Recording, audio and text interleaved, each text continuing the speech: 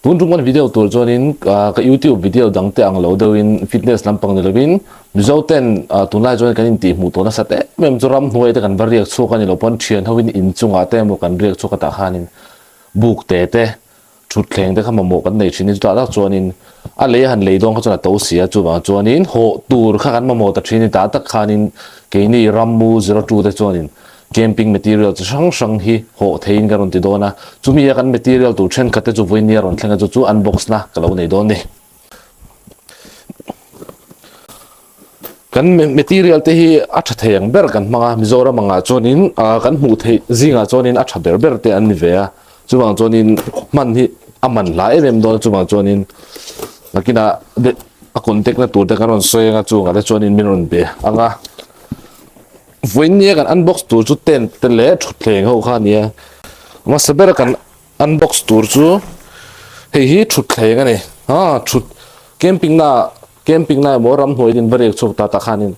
chua ta khanin lo thuri ko tang ti de kha lo ma chuma chu kan khongoi be si chu chuma chuan thut thleng rin nom tak hi a ho thei ani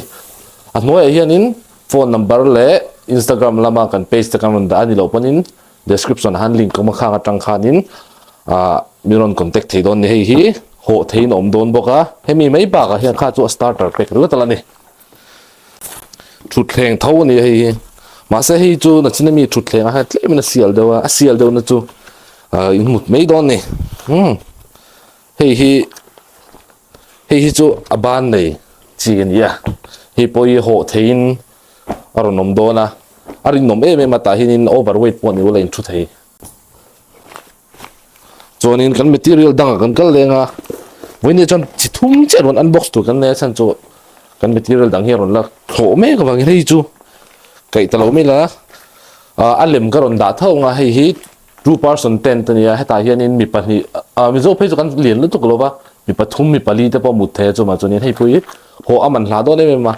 a ho na man hi man plom tak tak le affordable de do kan pi ba hianin a hu purom lowa amana to lo chu ma chuanin description na hian number te Instagram te kanon dang he ka trim lo contact turin deal cheu ni ramu 02 atangin babai ule